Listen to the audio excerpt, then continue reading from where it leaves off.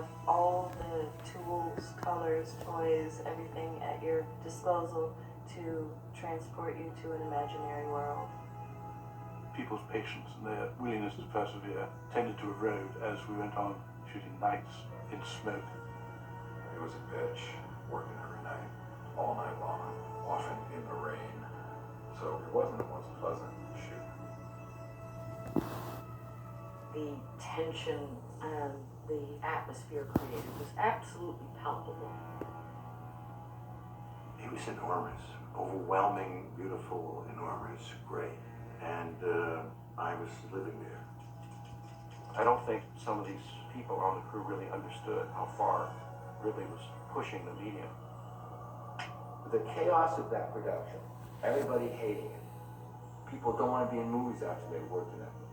It's like all those things informed us in a magical way, I guess. When it first came out, it was too intense to let in. The darkness and the poverty and the projection of what life would be like in 2019. What Ridley created was this multi-layered, very intense investigation into how that world might be. How do you prepare the audience for seeing something very different? Now time has prepared them. It was so dark and so intense and so beautifully constructed. I was absolutely about coordinating beauty, shot to shot. Right. My weapon is that camera. I will get what I want to. If you're there with me, great. If you're not there with me, too bad. Dangerous Days, making Blade Runner.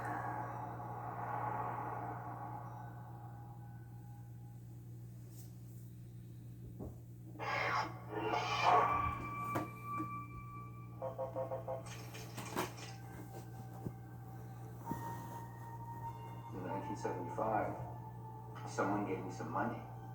They pitied me. They said, you gotta do what you want to do, and here's some money. You can go away and write. And so I did. And it didn't work out. I thought I would produce a movie. And this guy was Jim Maxwell, a close friend, and knows me well. And he said, you might. I said, I think science fiction's going to happen. And he said, okay, I know. He says, you know Philip K. Dick is? I said, no. He said, well, there's a book called An Android's Dream of Electric Sheep. And I said, okay, I'll read that. I read it. I didn't like it that much. But I thought, okay, that's commercial. Here's a through line. Bureaucratic detective chasing androids.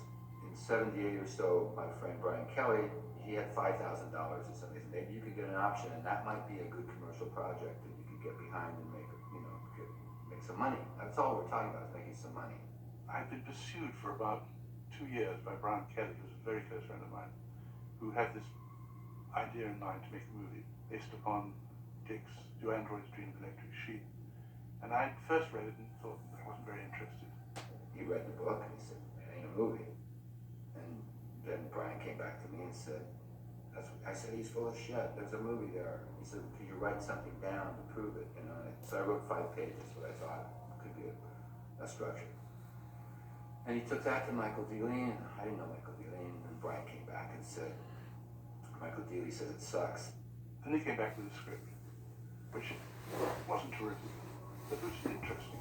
Unfortunately, the scripts that Hampton generated initially did not meet with Phil's approval, to put it mildly. He thought, again, that it had been dumbed down, that it turned into, a detective just chasing androids around. Well, he was really protective of Do Androids Dream of Electric Sheep, understandably so. Certain things were dear to him in that story, mostly around, what is human and what makes us human. There was the Hampton Fancher script, which Phil was skeptical of because it did include a voiceover. The very first draft that he did was much smaller in scale than anything that's been on the internet or anything that has been talked about.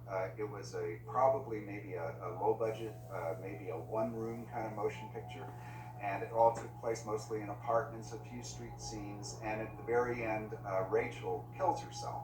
This was a small movie. That's how I wanted to do it. It was rooms. A strange movie, but it's, face-to-face movie. People are talking. And I had this dream of actors, you know, like the right kind of actors, the right kind of actors director. Hampton saw the novel as reflecting a lot of real-world occurring concerns. And strangely, one of the largest motivating factors was the ecological concern that is in the original novel. And the fact that the Earth is slowly just falling apart because of these world wars and because of these biological plagues and that type of thing. And of course, those are all analogs for pollution and for overpopulation. The intellectual aspects of the screenplay were taken from my response to the death of animal life on this planet and what that meant.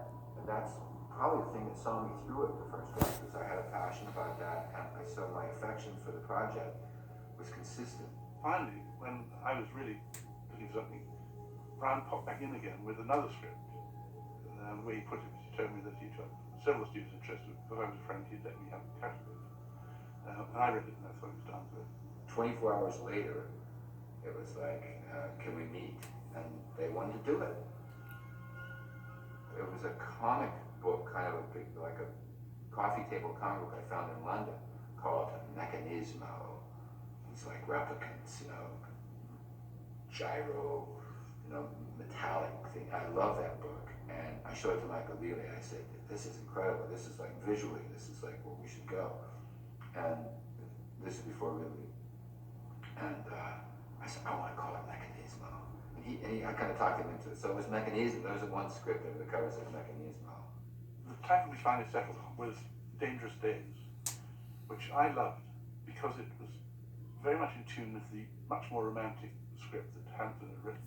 I was dead set against it, but I figured I could get a vote in later. But go ahead, if they'll finance, we'll call it Dangerous Days for the time being. And then Michael Dealey came up with it. I used it already. You know, it's a term that I got from reading Burroughs. He had a little book. It's called Blade Runner. It was a matter of now getting into it. We tried to get Ridley from the outset, but he was at that point planning to do Dune. As I was mixing Alien, Michael Dealey had come to see me at EMI, and I'd known Dealey from his days with EMI. And he said, I got this script, you know, called Blade Runner, and I said, I don't really want to do another science fiction, I just finished one. So, but I'll read it. I read the script, which Hampton Fancher, it was called Dangerous Days. And I turned it down. Ridley Scott was going to be the original director on Dune, and Dino De Laurentiis hired him. And their sets were being built, they were going to shoot it, and it was going to be based on the novel, and it was going to be this large-scale science fiction film. I was attracted to Dune because it was beyond what I'd done on Alien, which was kind of hardcore, kind of horror film.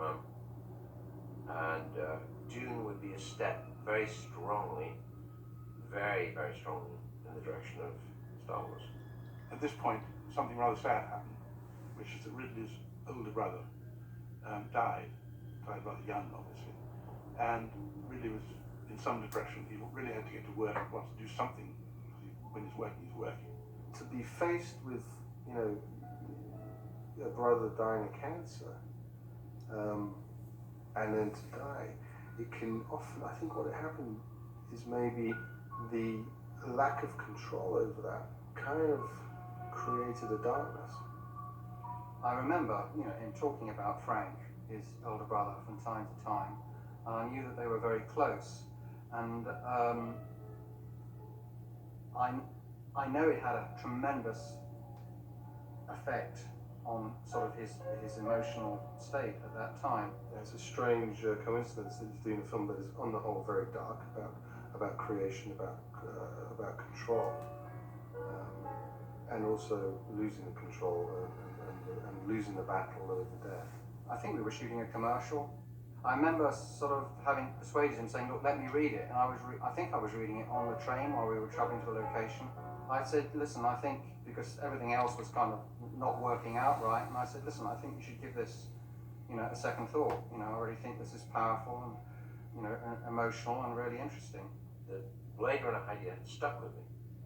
So I called up Dealey saying, basically, where are you with it? We're nowhere. All right, I've reread it. I think it's interesting. We'll make the basis of a very good futuristic, urban film noir.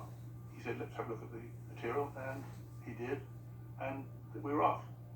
It was very exciting moment, of course, for suddenly you had a talent attached to the thing.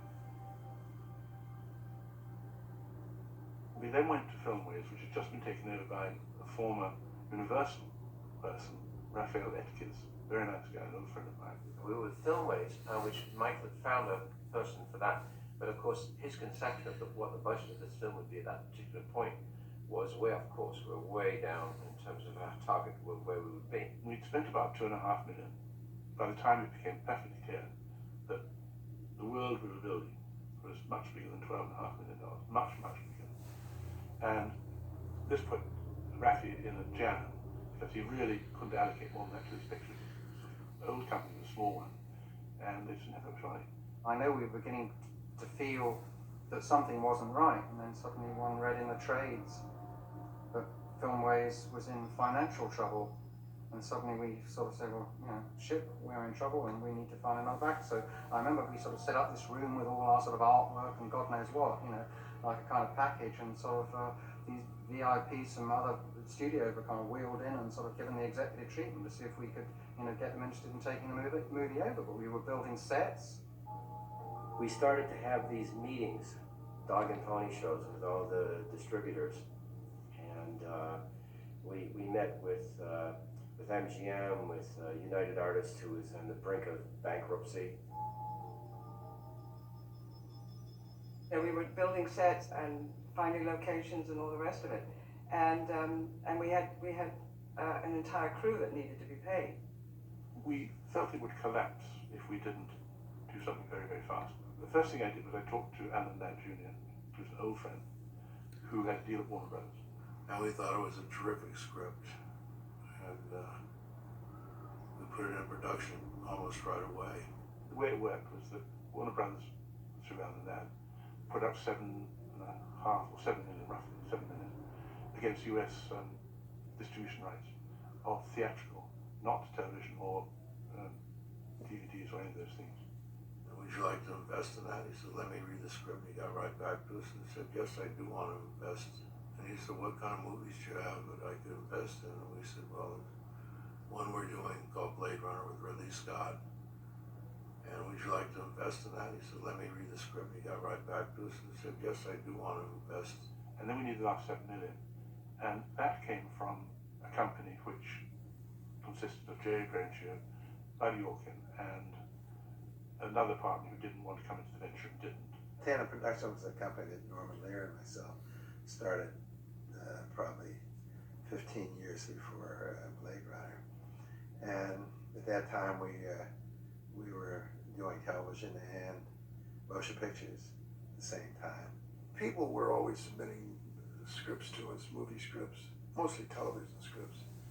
And by the time they got to us, because we weren't at that point in the picture business, they had been shopped all over town, and most of them were pretty uninteresting and things that we didn't want to get involved with. And somehow the script for Blade Runner ended up on my desk, and I read it, and I loved it. We saw the storyboards, we loved all the toys, we loved the gun and the look that Ridley had in mind for it. The idea was basically one of cloning. Here we are able to do it genetically. That's part of the thing that I liked about it, the fact that it really was futuristic and film noir. And I thought it could be a big smash hit. I liked Philip Dick, and I was kind of a sci-fi fan for many, many years.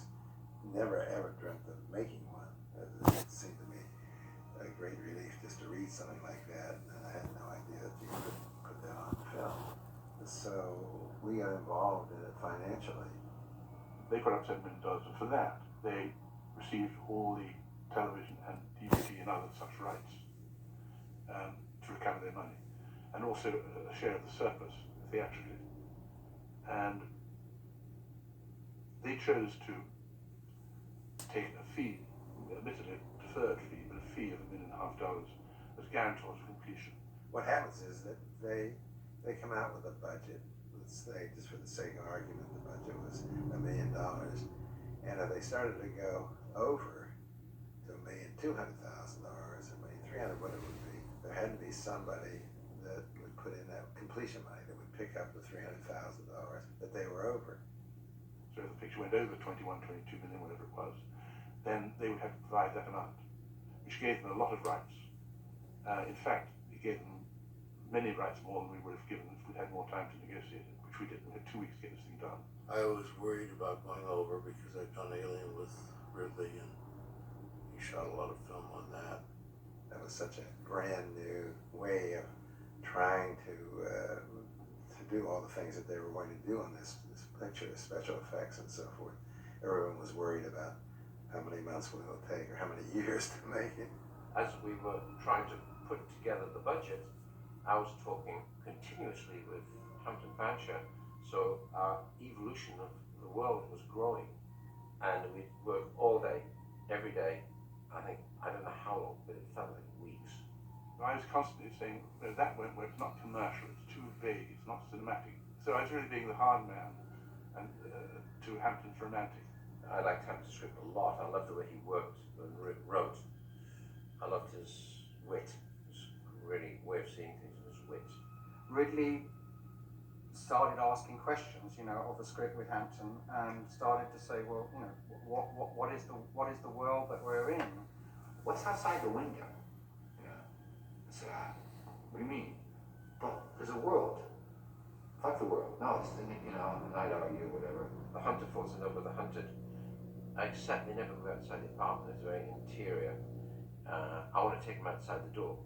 Once we go outside the door, this world has to support the thesis that she's android, humanoid, robot. And by the way, that's another word I don't want to use because it's much abused and overused word. We'll come to find a new word for that soon, which we found the word replicant. Next day he brought in heavy metal comic book. Oh, yeah. I was very much engaged by the heavy metal comics and was looking very closely at people like Jean-Giraud Mobius, who I still regard as probably the father of it all and one of the best. There was some kind of great graphic short story in there, which was about a detective in a modern world. And I know that seeded something in Ridley's mind for the future, for Blade Runner, because I know that some of his drawings, if you look at some of his storyboards and things, they are sort of, not to take any visual sort of imagination from Ridley, but he saw it. One of the things I think is interesting about so the crossover from heavy metal writers like Dan O'Bannon, artists like Mobius, artists like Belial, there's so many that had this really interesting vision of the future that I think that, to Ridley's credit again, being sort of a person that would be interested and absorb so many influences to sort of broaden his scope, broaden his storytelling abilities and his vision, which, every artist thrives for that next inspiration, the next vision that's going to take it to another place, another level. Nothing's in straight lines. I don't think in straight lines. I still put things on a blanket and flip it and see which way it lands, right? That's the only way you find out. And then suddenly you start to formulate logic. He says, what about snow? Snow, yes, snow, yeah. Right, snow, What about it's a train? What about it's desert? What is it? Oh, heated, it's all these, it just kept going. When the shit hit the fan the first time, and he said, Hampton, I have to be frank with you, you're taking a while. They used to call me Happen Faster. Ridley's a gold mine to work with. He's just got beautiful notions. And you have to be discreet as a writer, else you'll go off and, you'll write encyclopedia. He wanted to introduce the character in a really spectacular way, but he wanted to do it in a way that visually got across the idea of this very, very strange future world that he was starting to put together in his own mind. He's got to go retire an earlier version. He said, you see, like a cabin, on the stove, there's a pot, and there's soup boiling in the pot. That was it, man. I loved it. Soup boiling in the pot. And I just went home and I just started writing. The original idea was to have Deckard sit in the kitchen, and through the windows you saw that the day was getting darker and darker and darker, and then it was supposed to be late afternoon. A strange vehicle pulls up. A guy in farmer overalls comes out, goes into the house, sees Deckard sitting there, ignores him, walks into the kitchen, starts stirring a big pot of soup. Says, do you want any soup?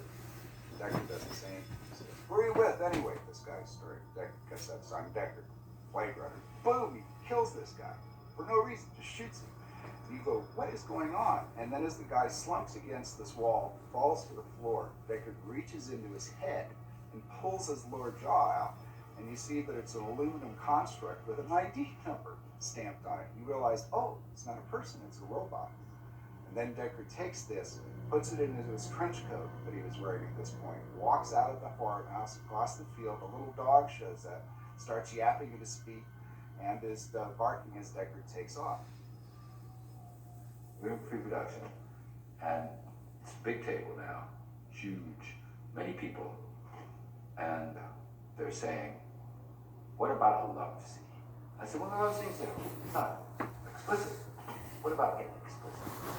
That's bullshit. No way. I do remember one difference that Hampton and I had, which goes straight back to the issue of commerciality. I wanted to have a much more physical sex scene. They're cool. They're gentlemen. You know, I'm like walking around the table, fuming.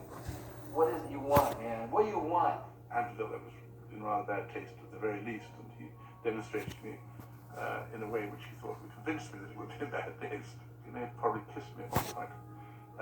And that was pretty convincing, but it wasn't quite the scene I had in mind. I think Hampton got a bit precious about doing things, and it was always a bit of a drama when things changed. I remember having an argument with Ridley, and Ridley went into the bedroom and sat down on the bed. And I said, I said, "Ridley, we can't do that. Here's what," and he wouldn't argue with me exactly. We got it up to a point where Hampton was just getting exhausted. Go back to the anvil, back to the anvil, back to the anvil. I said, "Yeah, but if this, you got that." And the problem is, the more I talked, I suddenly started to evolve. I was angry and I walked out by the pool. I was standing there, and Ivor, lovely, wonderful Ivor, came out and he tried to tell me. And it hurt somehow. Just the tenderness of Ivor. He didn't come right out and say it. He says, "You know, if you don't do it," and I remember he reverted to street talk kind of. He said, "I know me, man. You know, he'll do something. He'll do what he wants to do, Captain." I sat with Michael and said, "What should we do?" "I'm not there yet." Michael said, "Well, what do you want to do?" I said, "Well, I think we should give him the first choice. What does he want to do? Give him the 2 days off and let's talk about it and see what to do." I always like to keep the writer on, the original writer. This was difficult in a way because Hampton had been in it from the very start, and he was credited as an executive producer, which he remained, of course. But his days, for the time being, were over. I get this call that Ridley'd like to talk to me about Blade Runner or something. And usually I react to these things as, "Oh, this isn't going to work. This is a disaster." I remember saying to my, "Whoa!" So they flew me down to LA and put me in the Chateau Marmont in this terrific suite and sent the script over by messenger, right? Now, I'd never had any of these kind of things happen to me before. And I read the script, 2 hours or something like that, sitting there, and I was knocked out. I thought it was a great script.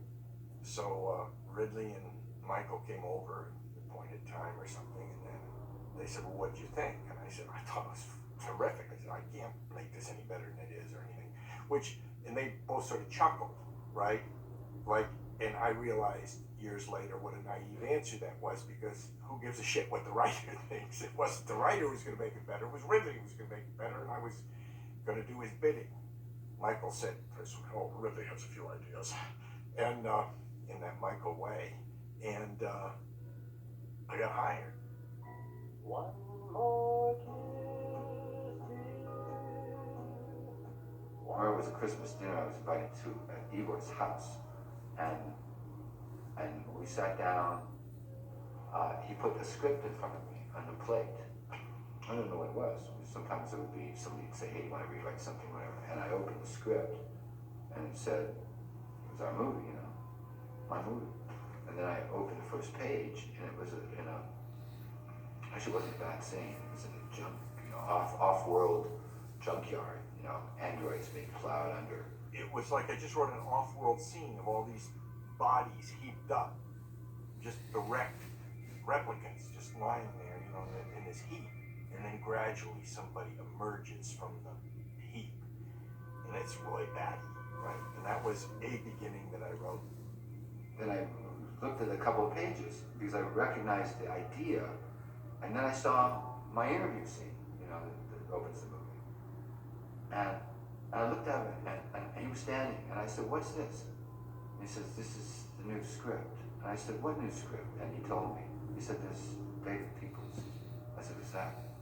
I couldn't hear anything. I was standing myself. I stood up because I was going to cry. I just was like, my whole world fell apart. What's anybody going to be incredibly hurt because you know what he'd written was fantastic, and suddenly to have somebody else come in and take over your baby. Michael D. was so diplomatic. I remember kind of like beseeching him, "This is wrong. You know, whatever that guy, whoever this guy is writing this stuff. No, it's like me. You know, don't you understand?" And I remember Michael saying, "Well," diplomacy. He didn't say, "Well, Hampton, yeah, but you're an idiot, so we can't use you." He said, "You know, yes, your things are very elegant, but this is what we need to do to make the movie. Now we're making a movie, Hampton." You know, People's, I think, is more, and I mean this the best possible way, is simpler. Hampton's more cerebral. And for the most part, this was very cerebral. And I thought actually bringing in something like People's would maybe create some fresh air in the corridors to make it move. Because my danger as a director is I tend to get very cerebral, get engaged with darkness and detail. I think my first story meeting was at my suite at the Chateau Marmont, and I'm trying to follow where we're going with this stuff. We go into Sebastian's place, and Ridley starts talking about a mouse that's going to pop out with a bow tie. And Ridley started describing all these details, and the meeting sort of had been derailed now from the story to this mouse. And I'm sitting there, and I must have been going, because I'd never seen or heard anything like this. And Michael Dealey says, I know. So we're in for, you know, this was not exactly sticking with the narrative. We were dealing with this wonderful, wonderful, magical mouse who popped up. It's very grounded in sort of sci-fi. He brought in some good dialogue. I think he was able quite easily to sort of fill it in sort of sci-fi. He brought in some good dialogue. I think he was able quite easily to sort of fill in some of the holes. I was writing for them, and they were thrilled that I was so fast. I was writing pages, turning them out like a madman, right? And they'd had Hampton, but of course, Hampton had only done like God knows how many drafts for them, and he that stuff is wearing and everything. So we're talking about Hampton after 10 drafts. I don't know. Hey, Hampton, why don't you try this? Why don't you try that? You know, that stuff makes you crazy. It made me crazy in the short time I was there.